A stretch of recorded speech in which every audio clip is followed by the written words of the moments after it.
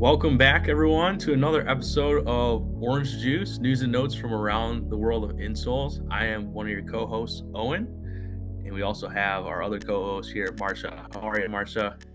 Excellent. Thank you. Pretty hyped to do episode 7.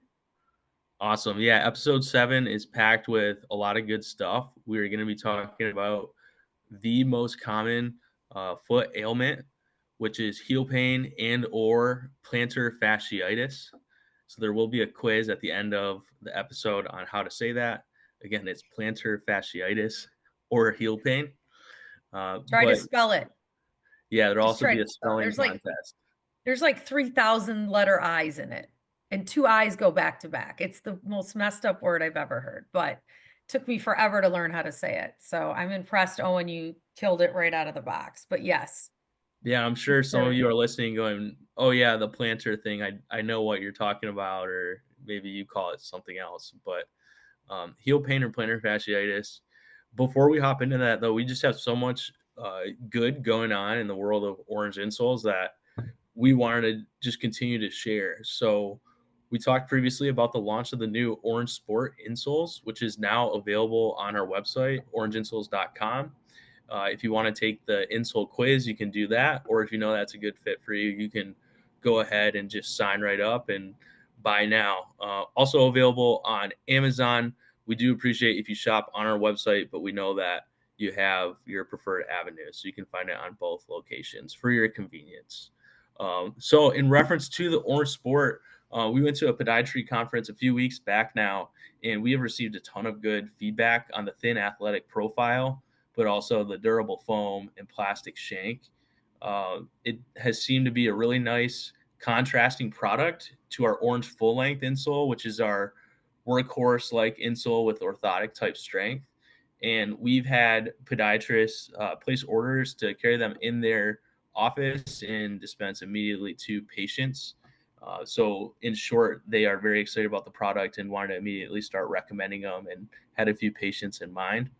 And then also we have a local physical therapy office as well that I need to drop some insoles off later today too. The Orange Sport, they uh, reached back out actually after trying to sample early on with a football player, and they wanted to carry the product more in clinic for some of their local athletes. So we're really excited. It is awesome to introduce it and have that positive feedback right away. Again, this is a new product. At this point, it's been out for less than 2 weeks officially, and we're already receiving some rave reviews on it. So Orange Sport, absolutely shop on our website, check it out, and we're gonna have some cool promo content coming up with it as well. Could, Um, one quick thing too, if I can jump in there, is of course. the topic today, plantar fasciitis. And we bring this up because you'll hear as we get through the podcast that, one of the solutions, if you were to horribly have this horrible thing, is foot support and footwear. And so our new sport insole will definitely be one of those solutions you may want to turn to. And then the other piece I would add is that in the world of insoles, it's really rare you find new technology. And we've been working on this for over a year with our new O foam. We are the only ones who have this material. So we're pretty excited about it. And that's why I think that you'll hear some of these topics moving forward, integrating, swinging back again, because we've been studying sports the last year. Thus, why we're leading to this topic, because plantar fasciitis is the number one search term that people go out and try to find a solution to. It's the number one blog that's in our website that's constantly read about. So we really wanted to highlight that topic and get that out there sooner than later. And thus why Owen's kind of recapping about the sport insole, that it could be a solution to you once we educate you on plantar fasciitis and kind of walk you through it. And you might go, shoot, that's what I have, or I've had it before, or if you're training, it'll come back again. It's hard to get rid of it permanently. So, anyway, so Owen, thanks for teeing up all of that because we're pretty hyped that our new sport insole we've been working on a year already has immediate excellent feedback. And we love the medical community. And I feel like if they support it, we're in a really good spot. So, pumped I up. have to agree, and kind of sticking with that athletic lane. Marsha and Mallory, I know that you guys are working on a Couch to 5K program, so I just wanted to check in and see if there are any immediate updates on that and what's doing in that space. And maybe you guys haven't gotten started much, and that's okay. But just thought I'd see. Yes, I have started, and unfortunately, yes, I've already experienced an injury, my fault. I was pretty hyped. I came out of the box, did 3 miles right away, and then struggled last week. And now I'm back to a walk run. Unfortunately, I popped something in my knee, so now I'm on the icing mode, kind of like what we're going to talk about in a minute around plantar fasciitis. I'm doing a lot of those immediate relief techniques, but super fired up, and I just need to slow down, like we talked about in our one podcast at the beginning of the year. When you have a new athletic goal, we seem to leap into it super fast, and our body was not ready for that yet. So I have now tweaked my knee, and I've got to reverse a little bit and slow down. So how are you doing, Mallory, with your Um, process? Good. I found a 6-week program online. And yeah, it sounds like you need to take your own advice a little bit. And I guess it's a good reminder just because you used to run a lot, and if you took a long break in there, maybe don't jump back into your same training program. Um, but since I'm a person who never ran and I'm doing the Couch to 5K program, week one was good. I mean, it's run walks. So I ended my week doing 2 minutes running, 4 minutes walking, and then I start tomorrow with 3 minutes running, 3 minutes walking. The two lessons I've learned so far is have a good playlist. I like to feel like I'm in a club.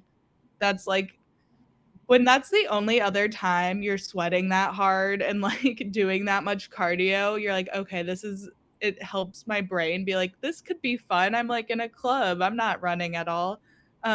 Second advice, if you run on a treadmill, we have two types of treadmills at my gym. And since I'm running and walking, I have to change the pace. Um, Pick the one that's easier to change the pace. The first day I was like, pop, pop, pop, pop, pop, and it only goes up 0.1 miles.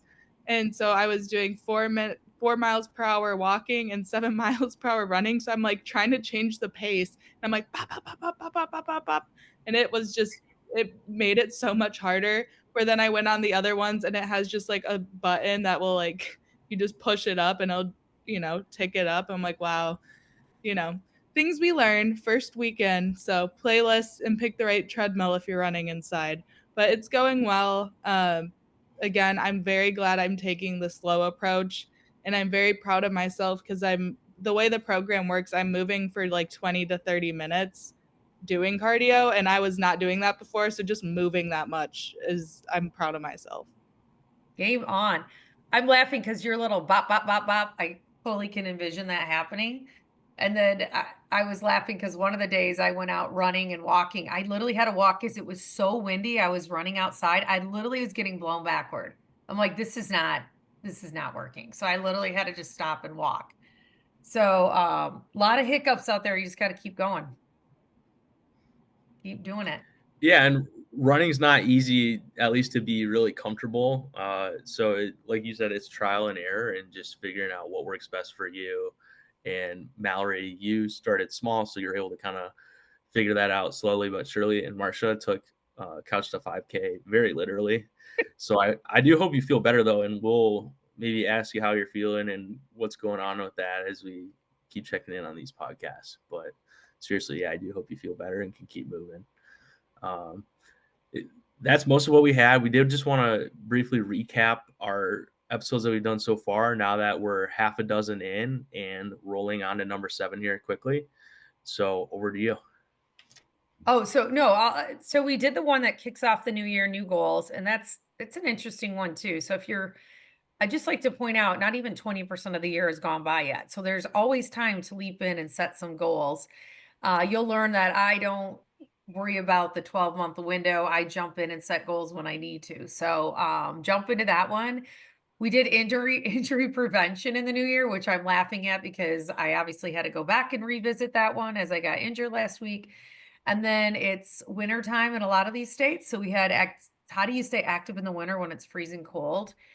Then we put one out on flexibility, and we did talk a lot about frozen cheese sticks. So definitely check that episode out. But we were comparing cheese sticks to your muscles and how to stretch properly and flexibility.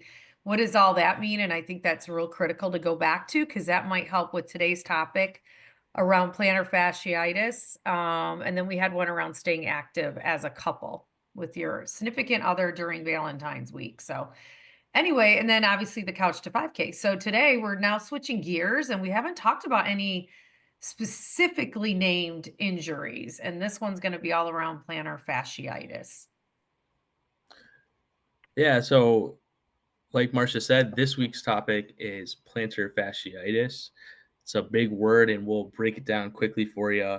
But ultimately, to oversimplify it, plantar fasciitis is a form of heel pain.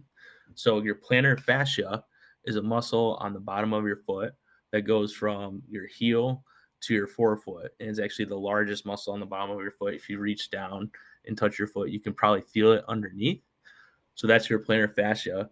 And plantar fasciitis, the itis part means swelling or inflammation.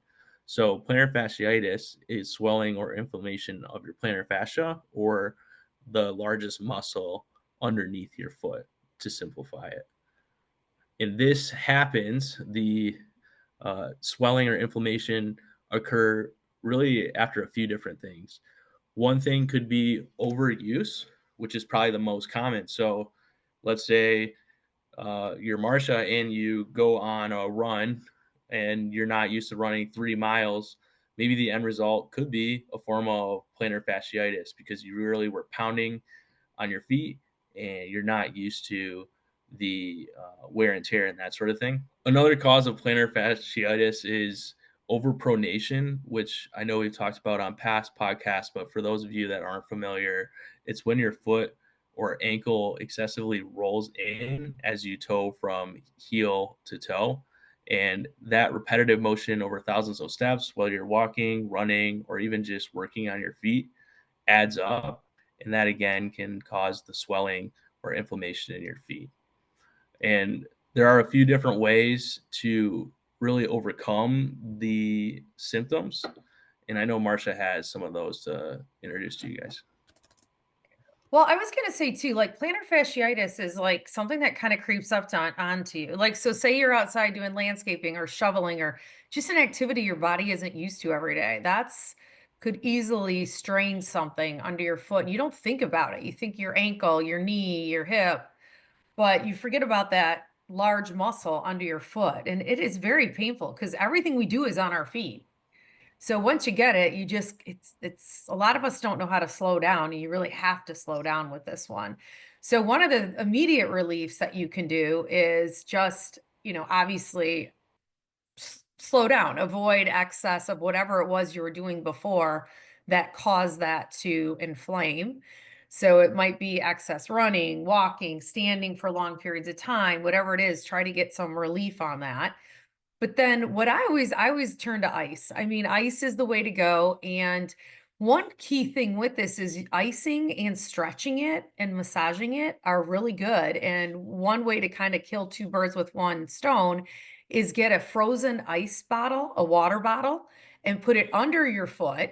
And you just kind of roll it back and forth. So it's massaging the muscle and you're icing your foot all in one swing. And I'm a multitasker. So in my mind, this totally makes sense.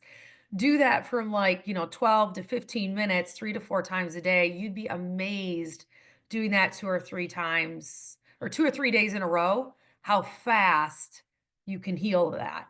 So that's just a personal, I'm not a doctor, but this is just things that we've recommended because we have a running store for injuries in the past and for our clients and customers. And it is definitely great feedback. And I've used it myself. And then the other one is, don't be afraid to pop a couple ibuprofens. Just get the swelling down and get a little relief for yourself. I'm always one to not take medicine if I don't have to, but sometimes in the beginning, if you want to sleep better at night, you might have to take a little bit of ibuprofen. So those are some quick stretching, massaging, icing, quick fixes. But then, Owen, as you know, there's always that foot support and footwear that comes into effect beyond the quick relief. Yeah, so there's obviously a few different ways to treat this, and you hit on kind of the instant, immediate remedies, which I'm sure a lot of people, if you're watching this and have it, that's probably what you're looking for. So that's great that we're starting there. I guess just to recap, maybe how you might be able to get an idea that you might have plantar fasciitis. Obviously, we recommend going to a doctor or seeing a medical professional for any official diagnosis. But usually, you can tell if you have plantar fasciitis if you sit down or even go to sleep and you're not on your feet for a long time.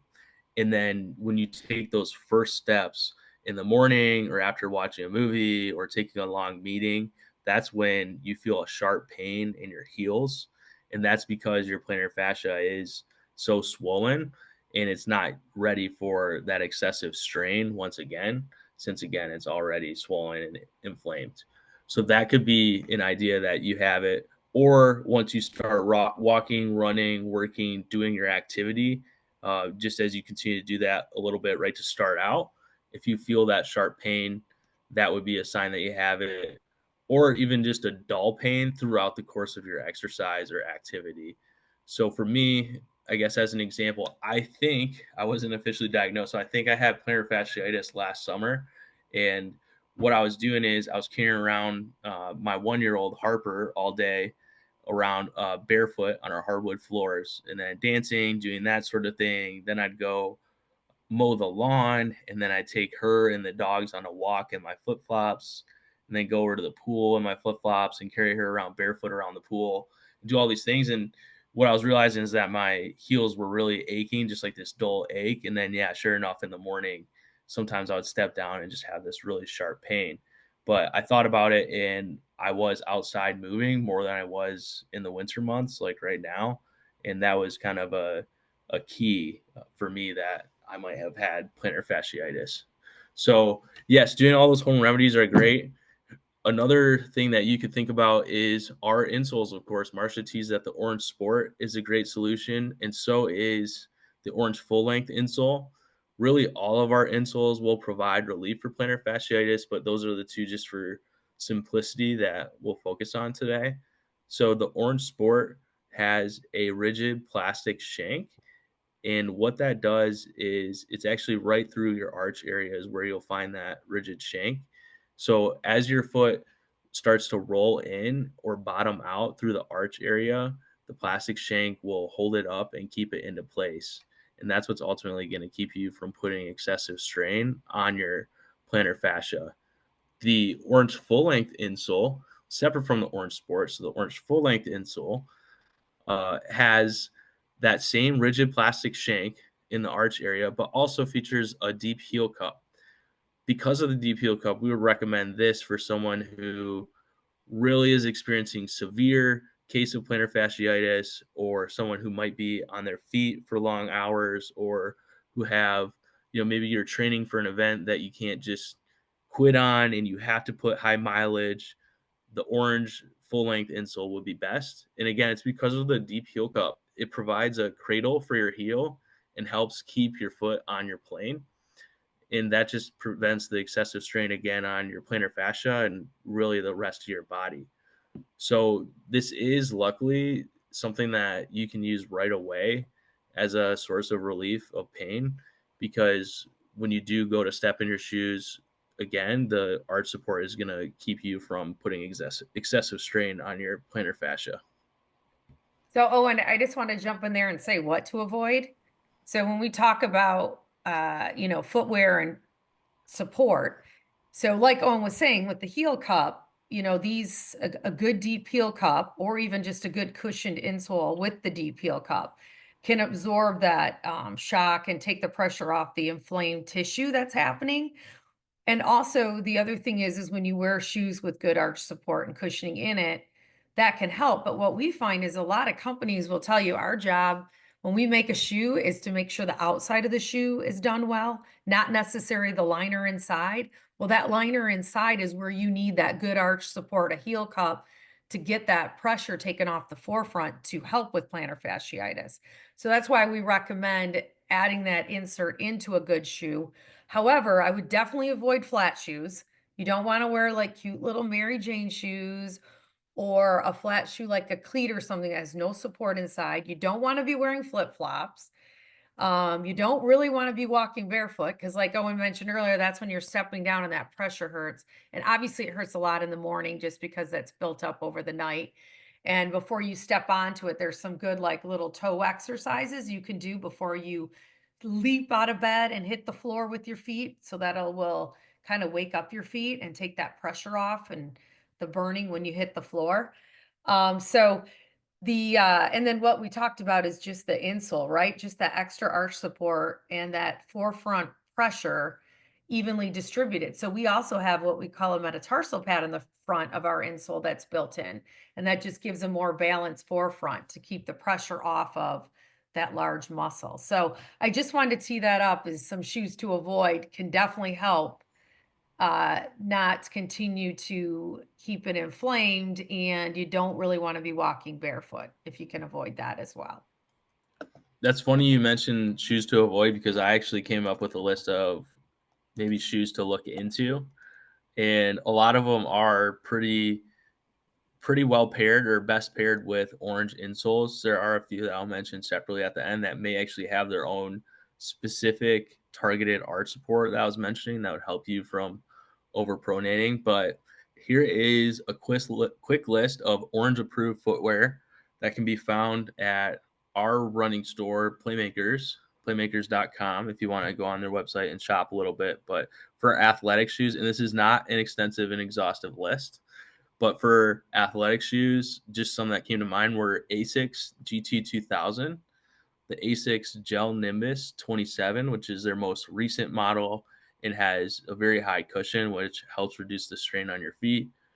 And then, of course, the Brooks Adrenaline, which has been around for years. It's a great shoe for plantar fasciitis. The Brooks Addiction, another shoe that's been around for years that has a guide rail technology to help keep your foot on the base of the shoe. The Brooks Glycerin Max, which is similar to the Gel Nimbus, where it's a max cushion shoe and helps prevent the excessive strain on your foot. And then broadly, Hoka does a great job with high cushion shoes that, again, reduce the strain.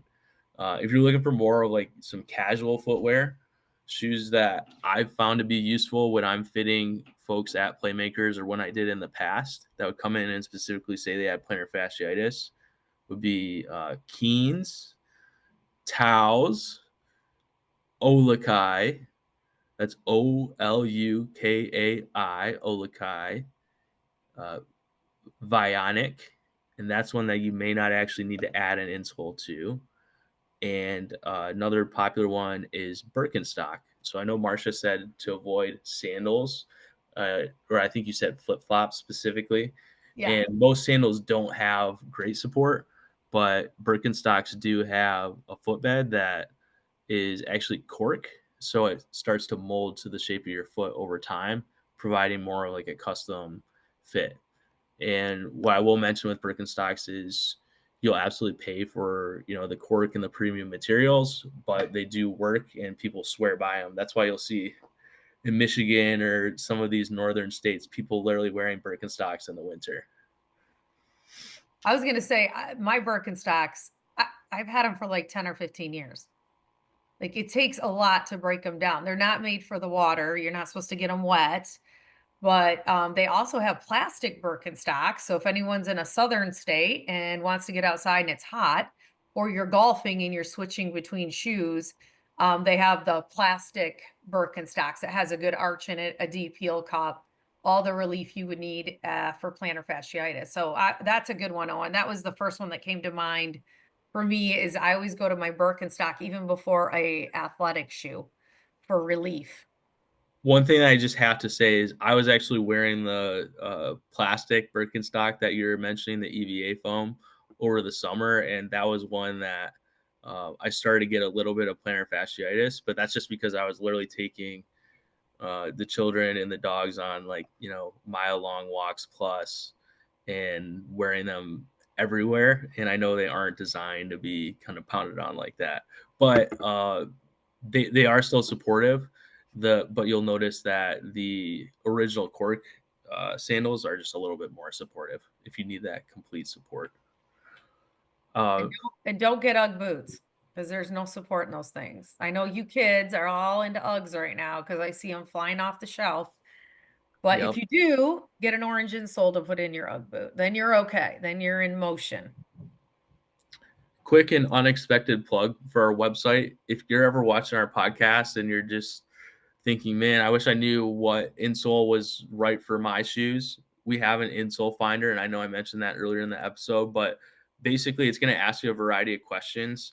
And some of them are going to be focused on what footwear you're wearing the most. And it's actually going to provide a custom recommendation for you, whether it's the orange full length, 3/4, light, or the new orange sport. So there are so many different scenarios, shoes, manufacturers, but that does a great job of just breaking it down for you. So if you ever do have that question, absolutely make your way over to the website and check that out. Uh, I do want to hit on a few more remedies or things to do to help.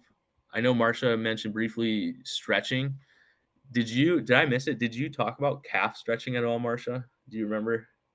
No, but it's interesting because one of the things that was on the list was night splints to help stretch you out through the night. And I was going to ask you if you've ever heard of that, but no, I did not talk about calf stretching.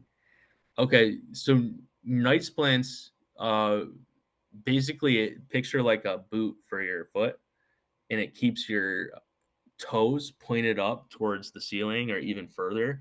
So really what the night splints are doing is stretching your calf so that when you do get up in the morning, your calf is actually connected to your plantar fascia. So there's not excessive strain from your calf to your plantar fascia. So as we all know, your body is a chain. And that's where I was going to mention calf stretching just as a general remedy. So if you, before an exercise or even right when you get up in the morning, just stretch your calf simply, that will also really help reduce the strain on your plantar fasciitis. Another thing you can do is before you get up, you can just do like the alphabet with your feet. So create an A with your toes, and then a B, and a C, and so on and so forth. And by the end of that, you've loosened up the muscles in your feet and also your plantar fascia. So again, when you step down, you're not going to have as much of a initial strain. You can also strengthen your feet, which is more of a long-term solution. So the stronger your feet are and the stronger those muscles are, they're able to deal with kind of the wear and tear and the beating and pounding. But there are really simple ways to do that. So you can place a towel on the ground and roll it up with your feet. And then I know Marsha mentioned marbles as well. And you can just take marbles and put them into a jar with your feet or just picking up things and just Wait, increasing your how do you general roll mobility. I don't get, how do you roll a towel with your feet? You're saying you put your feet on it and you move your toes and it roll like what do you I don't get that. Yeah, so good point. You lay the towel down flat on the ground, and then you sit in a chair or on your couch, and then put your feet on, I guess, one end of the towel, and then just start scrunching your toes. And in Oh, scrunching your toes, you're rolling the towel basically in towards you, and then you just keep repping that. So that's what I mean by rolling in the towel. It's not going to be a perfect roll like a hotel towel or anything like that, but just got something it. to keep your foot moving. And then the marbles, which is a great one, you can get those at the dollar store if anyone needs to know where to get marbles. Or online or wherever. I don't think anyone was too worried about marbles. I'm sorry. Usually I'm so nice on these, but I had to call you out. I try to be nice, What? but there I you go. want to know, where do you get marbles? No one talks about marbles but my grandmother. Like nobody plays marbles. So That's fair. I got thinking about it. Where would you go get marbles? I think at the dollar store. Okay. It's a lost art. Teach Harper. Yeah, I'll have to teach the kids marbles. But those are the key things we had. So just to summarize, make sure that you're wearing supportive footwear. Pair it with an orange insole most of the time, unless you have one of those really unique brands that have great arch support. Also, you're going to want to stretch your feet, stretch your calves. You can also do other stretches. I know that won't hurt, but those are the two we talked about. And then also just strengthening your feet long term and doing some of those home remedies like icing and heat and all that good stuff. So with that, that's another episode of Orange Juice. Stay tuned to future podcasts. We are going to be kicking off our Bob and Tom promotion at the start of March. And we're excited to roll out a few different contests for you guys. You're going to be able to win some free stuff, and everybody likes that. So stay tuned, and thanks for watching. Thank you.